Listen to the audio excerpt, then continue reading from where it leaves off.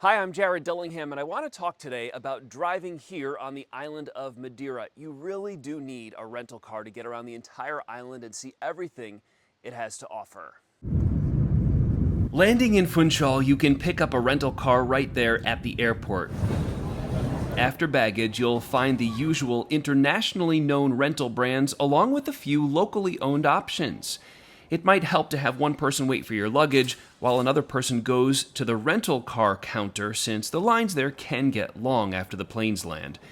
It's most convenient to find a company with cars directly on the airport property, so you don't have to wait for a shuttle to an off-site rental location, though that option will likely save you some money. The highways on Madeira are nicely paved, and it's basically a mix of tunnels and roundabouts. A couple decades ago, crews blasted through the mountains on the island to create the highways that allow you to crisscross through the central part of Madeira. Some of the tunnels are a couple kilometers long. You will lose cell service in them, so if you're following a GPS or a map app, make sure you know which exit you'll take at the coming roundabout at the end of the tunnel before you drive into it.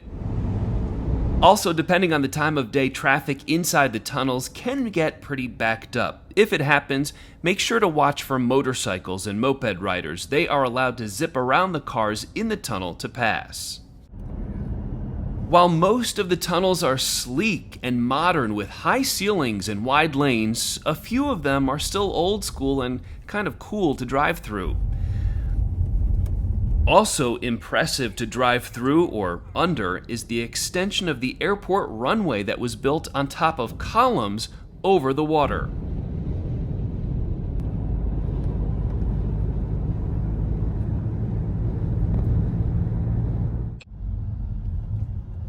In towns around Madeira, the roads are pretty windy and narrow with some blind spots in areas.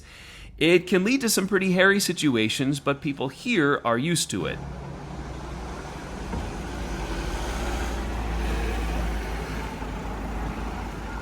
In more rural parts of Madeira, you'll find yourself driving on narrow, one-lane roads. They're mostly paved, but some trailheads will require a drive down dirt roads. And when it comes to trailhead parking, it'll be a mix. Some will have room for just a dozen cars or so. Others will have large parking lots and a lengthy stretch of roadside parking.